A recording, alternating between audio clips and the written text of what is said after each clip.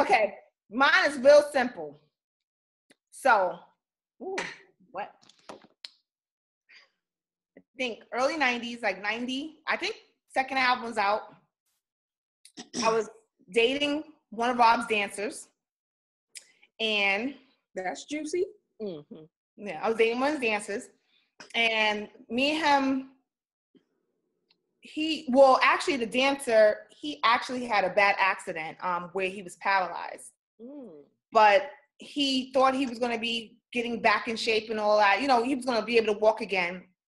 And he told me. Are you laughing? Why are you laughing? No, wait. I'm laughing at something I'm about to say because you decided not to stick it out. No. I was trying to stick it out with him.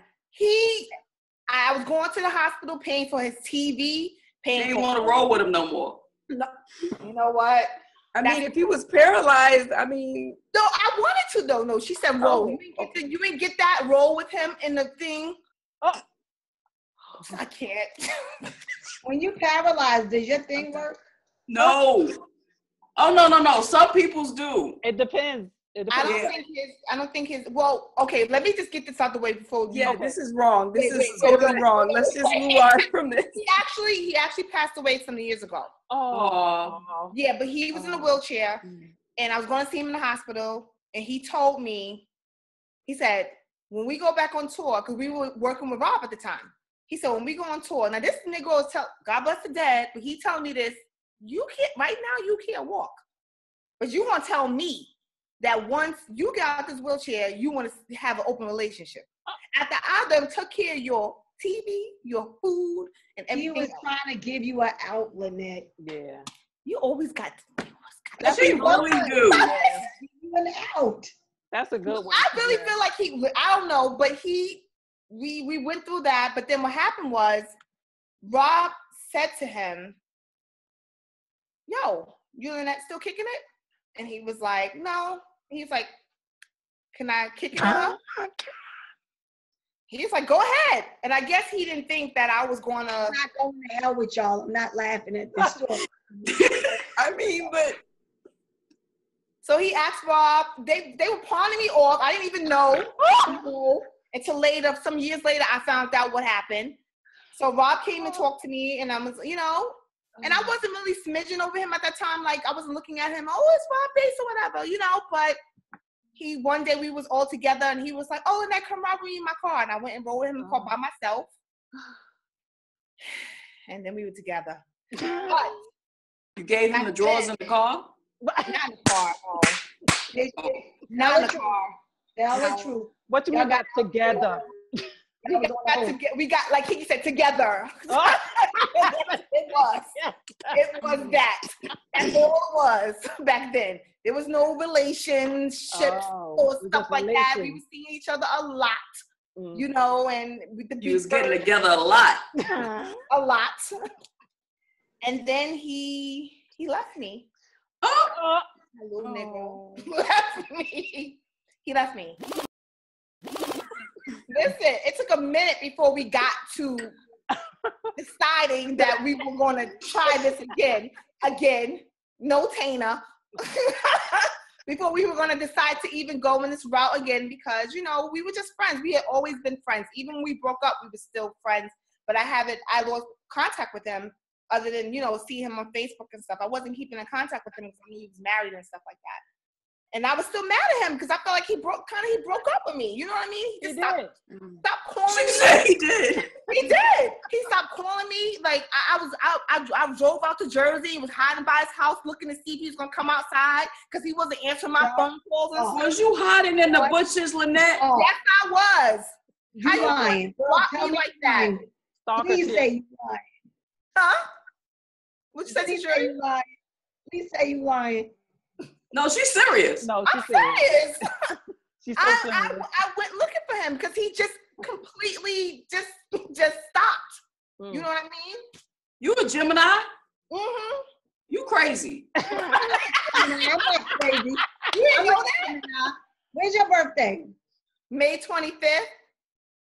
Cori is Gemini too. Yeah. I'm dealing with a whole bunch of crazy hoes. What the hell? Oh my God. I'm not crazy.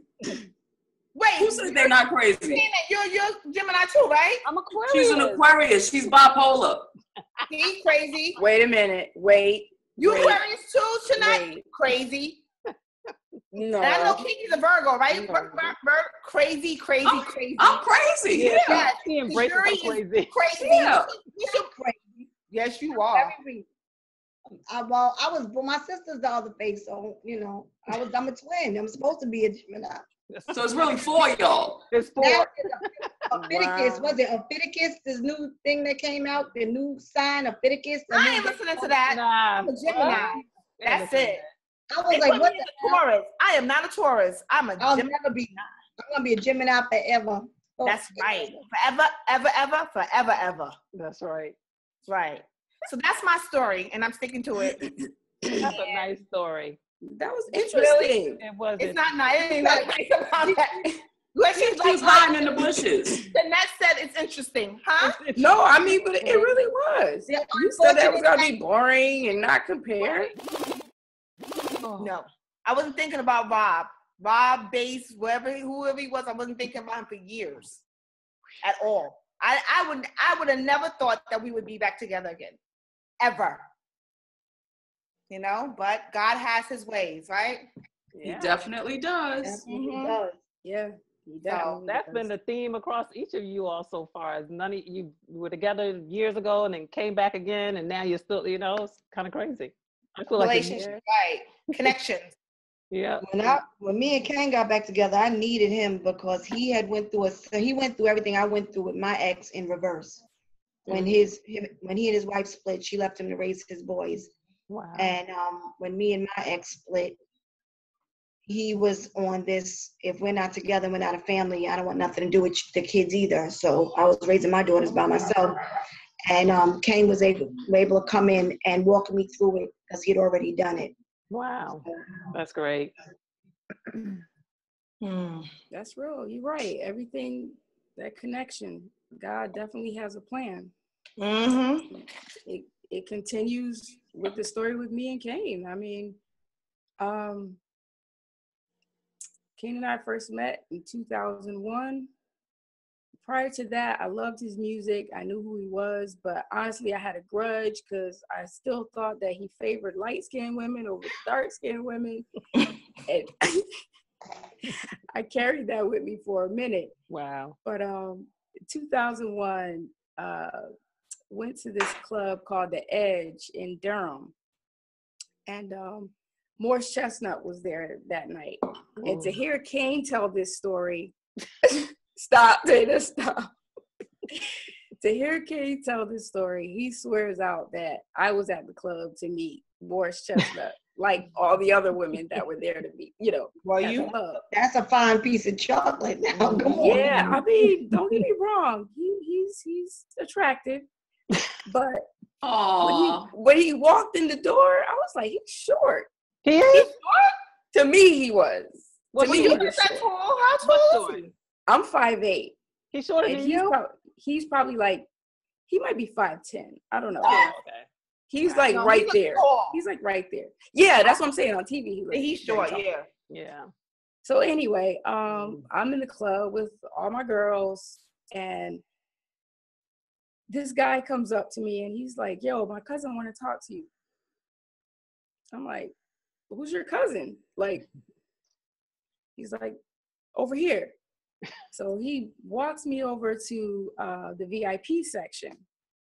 And there's Kane sitting there pouring his champagne, Of course. of course. The smooth operator. All day long. With his matching shirt and his matching sneakers. Oh no, he was dressed this night. He had on a suit, shoes, he was dressed. Matter of fact, he had on the gaiters that night. Oh, he was suited and Billy booted. D. Yeah, he was Williams suited. shit. He was suited that night. And walked over, and I'm looking, I'm like, he's walking me over at VIP, but I'm like, no, not Kane. And, I had heard he lived in Durham, but, had never seen him. So walked over there.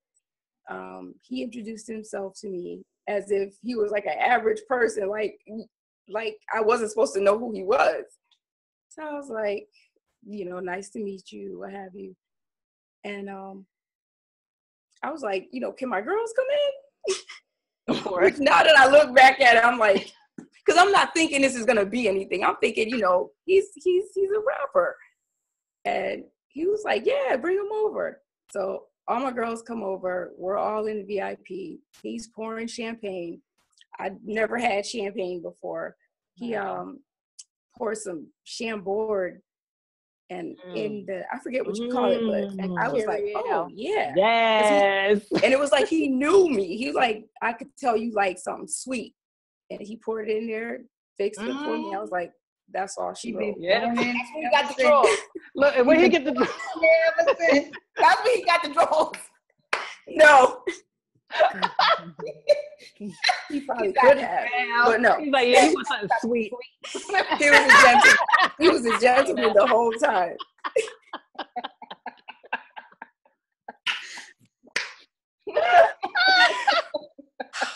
Y'all are mess. So, but no, he was a gentleman the whole time. It was hard to chit chat because we were in the club, so it wasn't a whole lot of conversation. But after that, he took us all to breakfast, and we sat at the table, chopped it up. He's still talking to me like he's a regular person. He is a regular person. No, not to. She said like he a regular person. No, he was like speaking sentences so he was and talking everything. to me. He was talking to me like he was not Big Daddy Kane. Okay. So how did he introduce himself to you? Did he introduce himself as Kane? With government? Yes, he did. Okay. He did. He did introduce himself as Kane. Okay. But he just said Kane, and come to find out, you know, after when we talked about this, he really didn't think I knew his music or knew who he was. He thought I was too young to know his music. But we're sitting at the table. My friends are talking. I'm mad nervous. I'm just kind of just sitting there like in awe, trying to stay calm. Everybody else is talking. So he gave me his phone number. We exchanged phone numbers. And the next day we met at the studio. And that was when he was working on his Veterans Day album. And I don't know, I felt like I liked him, but I was too young. I was too young in my mind. I was ready to be wild. And he was a real gentleman. And he was like a daddy, you know? And I was like, nah, I don't need nobody telling me what to do. No. I wasn't feeling that. So throughout the years, like we would see each other at the club every now and then, maybe every couple of years.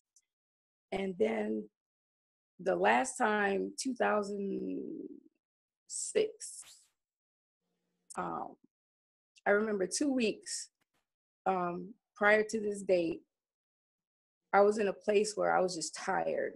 You know, I was tired, and I'm like, I don't know what I'm doing. God, speak to me. And after I said that little prayer, I started cleaning up my room, opened up a drawer, and found this piece of paper where he wrote his phone number.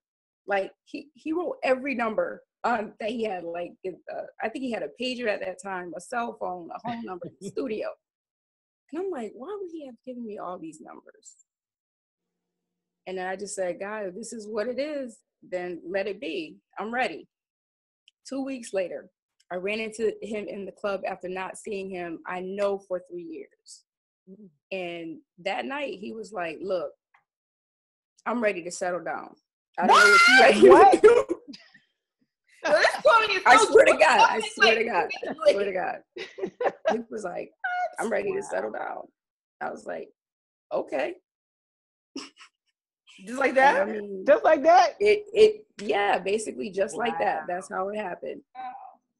And how long before you got the drawers? I'm sorry, no, I mean, how long before you got married? I had skipped that part. That was bad. That was in 2001. It wasn't not the first time we met. Like I said, he was a gentleman. He was a gentleman, like the whole time. I was like, wow. But maybe like the second time, it was like, Yeah, that's all I'm gonna say. Nah. But how long before you got married after y'all decided to settle down? What was it? 2006. 4 years. We got engaged 3 years on the Tom Joyner cruise. Oh. Yeah. It was making babies. Oh my God. It was totally caught me off guard. Engagements. He is like all connections on the Tom Joyner cruise. On the Tom Joyner. Was it what's that night called? Might as well. Might as well. I don't know if it was on that night, but I mean, it totally caught me. That's the last night, just so you know. I was like, oh my God, this is happening. That's beautiful. Yeah, it wasn't that exciting. It wasn't. It was what compared to I didn't have no juiciness, but no, that was a good story. No, you had me. I was like, because I wanted to. Then what? Well, you must have had some juiciness, Shawnette, because you became Mrs. Hardy. That's right. No doubt. I mean, I just didn't. You was putting legs all behind your neck and all that for him. What behind my neck? What was that? You was for your legs. That's the only time you get your exercise when you do that yoga for him behind your neck and stuff. No doubt. That's why I feel like, I'm good with the boot camp thing. I feel like I'm good. I feel you. We in the same boat. She's like, I can keep up. Like so the first time I met Dana was in 2000. Why she pulled out the popcorn? I can't. Don't skip the hiding your claws in there. She was like, I need my popcorn for this. Because I think I know a little bit of the story. But go ahead. I ain't going to tell your ex-husband. Thank you. I ain't want to gossip. Oh my God. You ain't hear from me. I'm loving this. So I met him. First I met him, first of all, I was married. I was married to Brandon's dad. And we had an independent record label out of Atlanta. And we had this R&B group called Blaze. And I was visiting some cousins in Brooklyn, over in Fort Greene, and ran into them on the street. And they were like, you know who that is? And I was like, no, I don't. And they was like, that's Dana Dane. I was like, oh my God, that's Dana Dane? I was like, when I was in school, people used to call me Tana Tane because of him. So I talked to him and I was like, hey, my name is Tana. I have a record label out of Atlanta. We got this R&B group we're trying to put out. And I would love to have you, maybe come and do a verse on the record, because at that time, that's when the rap and the R&B was starting to come together. So this was like in 98, 99. And he was like, okay, sure, no problem. And I was like, all right, well, let's keep in touch, whatever. Didn't keep in touch with him. And then 9/11 happened. And the rumor was back then that he had died in 9/11 because he's worked for a company down there at the World Trade Center. And so I reached out to my cousin. I was like, oh my God, is it true? I'm hearing all this stuff out in Atlanta that Dana Dane died. And she's like, girl, no, I just saw him in the hood. He's fine. And I was like, give him my number. Tell him to call me. And she's like, oh, what? Ain't you married? And I was like, give him my number and tell him to call me. She's like, I don't want you talking to him. He's no good. He got a filthy mouth. He ratchet, blah, blah, blah. All right, cool. Fast forward 2002. I go to New York for the summer. At this point, me and my husband are separated. So he got strung out on drugs. And I sent him to England to his family for his uncle to take care of him. Because I was like, I can't take care of him and take care of Brandon. Because Brandon at the time was like 3 years old. Lies, all lies. Here's my glass. I need more wine. You know what? More wine. So you sent your husband away because he was... he needed to clean up his act. And I had... Oh, okay. Yeah. That's a story and we sticking to That's it. a story, yeah. So his uncle was like, send him to England. I'm going to clean him up, blah, blah, blah. And you take care of your son. Okay, cool. So he goes over to England and the summer comes and I'm like, what am I going to do with Brandon for the summer? I'm like, you know what? I'm going to take him to his family in New York. We're going to drive to New York. Thank you. So we drove to New York. And it's July of 2002. And hanging out with my cousins in Brooklyn, over in Fort Greene, downtown Brooklyn. And we had this spot called KB's. Little dive bar downtown Brooklyn where everybody used to hang out. I see Dana coming out with 2 women on his arms. And so we walk past him and he's like, hey, what's up? And I'm like, hey, it's Dana. It's like, hi, how you doing? And they hugged each other, whatever. Me and my cousin going to the bar. Next thing I know, he's in the bar behind us. And I'm like, what happened to you? friends. I thought you were leaving. He's like, oh, I was just walking into their car. And I was like, oh, okay. And he's like, what's up with you? And I was like, oh, I'm here for the summer, just kind of hanging out, whatever. So we chilled, had some drinks, danced or whatever, kicked it, exchanged telephone numbers. I think I was in New York for probably 2 weeks. And during that time, I had to go see my brother in Philadelphia. My brother was in jail in Philly. So I took the train in Philly to go see him. And I told Dane I said, well, I got to go to Philly, go see my brother, while I'm here on the East Coast. Here in New York, I want to go see him because he's in jail. So I go to Philly. And when I come back, he's like, well, why don't you come over to my place? And I was like, your place. And he's like, well, it's good. I live with my father. You come over to my place, I'll cook you dinner, give you a massage. You've had a long train ride to Philly. And I'm like, that sounds good. Okay. He lives with his father. Sounds safe. I get to his place. He doesn't live with his father. He lives by himself. Well, that sounds safe, but giving you a massage and all that, don't that sound safe to you? Yeah, his dad was there. So he cooks me this horrible dinner. That look on Kiki's face is like, really? Horrible dinner. He cooks me this horrible dinner, but he gave me a wonderful massage and massaged me out of my clothes. Oh. Straight out. Oh, so that's what let's say it, ladies. So that's what he got the draws. That's what he got. He got the draws. He got him. Dane with fame got the draws. My cousin's like, I can't believe you did that. Blah, blah, blah. And I was like, look, I haven't had sex with my husband in 6 months. I was due. Okay. Had an itch. It needed scratching. It got scratched. I'm like, oh, so you a cheater, Tana? Yeah, I cheated. She said she was hiding the calls. Yeah, I did. You knew what you were doing when you sent him away. No. I was trying to save him from himself. I couldn't. She wanted an open relationship. I wanted an open relationship. Not really, but I knew the marriage was over. And then, Dane and I, we continued to keep in touch even after I went back to Atlanta. And at the end of that year, I knew my marriage was over. And I was like, you know what? I'm going to sell a house. I'm going to move back to New York, take my son, and just start over. And Dana was like, well, don't move back here to be with me because, I'm a bachelor. I'm a lifetime bachelor. I'm like, no, it's not about you. It's about me needing my family support because all my family was there. And I said, if you're around, that's great. If you're not, that's cool. So I moved back. Me and Brandon moved to New York in February of 2003. And he was pretty much there ever since. So all that, I'm a bachelor for life, didn't last very long. So we ended up, dating on the DL because I didn't want Brandon to know I was dating anybody because I didn't know where this was going to go. And I kept him a secret from my family and from everybody. He was pissed off about that for many, many years. Still is, I think. And I actually broke up with him after we were together for about a year because my husband came back to the States and he came back and said he wanted his family back. And I was like, that's well, hiding the calls. Yeah, exactly. And I was like, well, I'm kind of in a relationship right now. Like I'm seeing somebody. And he was like, no, I want my family back. You need to give me another chance. I'm Brandon's dad. We're still married, blah, blah, blah. And so I did. I felt like I owed it to Brandon to try and keep the family together. And I broke up with Dana and went back to my ex-husband. Well, my husband at the time.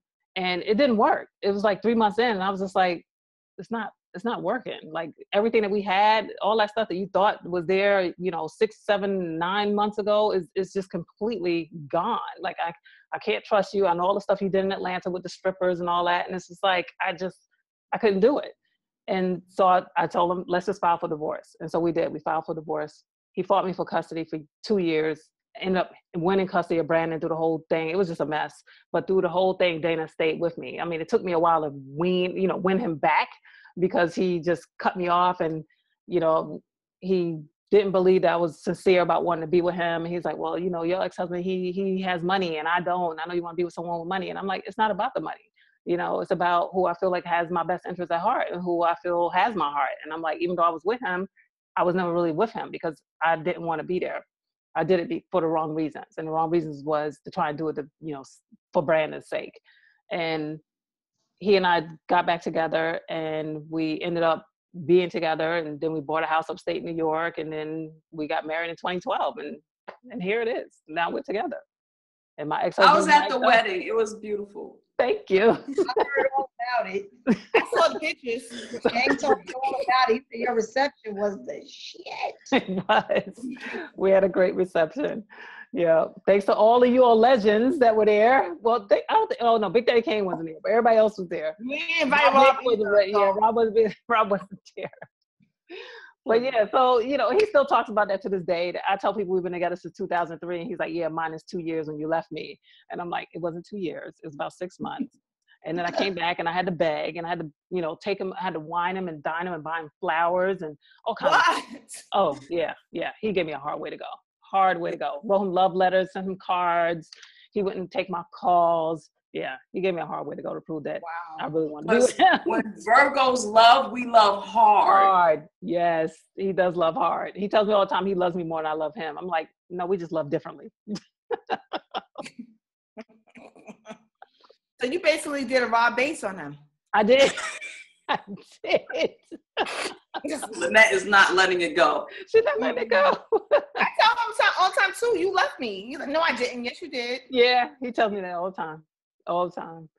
And don't let it be about money. So what's the moral to this story? Is there a moral? God is good. The story is do what you feel like doing when you want to do it. Follow your heart. Follow your heart. That's the moral. Follow your heart. I think for the most of us, it was the into bushes. Don't go into nobody's bushes. Listen, from nobody's houses. I'm trying to figure out what's going on. Stalker. It was that we had good communication with these guys. And I think that that's really the bottom line. A lot of people don't understand that they're more than just a figure on a stage. Like, they're real people, Shawnette. Yeah. I mean, I got it. Once I understood that, I was like, okay. Friendship is required. Friendship is required. I think though it's meant to be. It was just meant to be. I gotta say, after hearing everyone's story, it was meant to be. And the friendship, because I gotta say, when Rob and I got back together, it was like as if we never broke up. Mm-hmm. You know, we jumped right back into it. We had to get to know each other because it was like over 20 years. But it was like, it was just seamless. Man. And I say this, and I'm not saying to be cliche, but he is my best friend. Aww. Like, no, he really is. Like, we have such a close relationship where we talk to each other about everything, you know, and we if I'm doing something and I want, you know how you want to run and tell your best friend about it, we're calling each other to tell each other about good news, bad news, and different, whatever. He's my best friend. And I think that's what makes our relationship so solid, is that was first and foremost. Yeah, same here. Yep, definitely. Here. He don't never stay at shows overnight. He always come back to the good. He sure does. He's running. Gotta catch my plane. The good. Yep. We laugh at him. Watch out for the big girls. Watch out for the big girls. Hey, big girl, can you back it up? Can you back it up? Put that leg behind your neck, too. All right. Oh, my God. Like, I love y'all. I got to tell y'all, I love y'all. This is like a therapy session. Yes. Who knew?